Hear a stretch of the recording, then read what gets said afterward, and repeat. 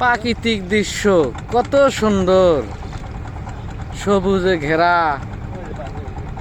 এরকম জায়গায় আসলে মনের ভিতরে অনেক শান্তি লাগে।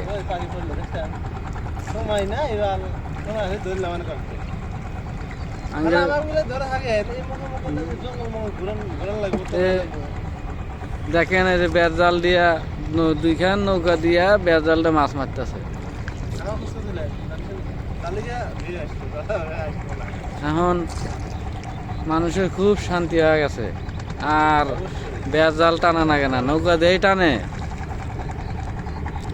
আর এদিকে পানির উপরে কি মনোনয়ন পরিবেশ, কত সুন্দর। এসব জায়গায় আসলে ভালোই লাগে, ভাত না খাইলেও খিদে লাগবে না। অনেক সুন্দর জায়গা।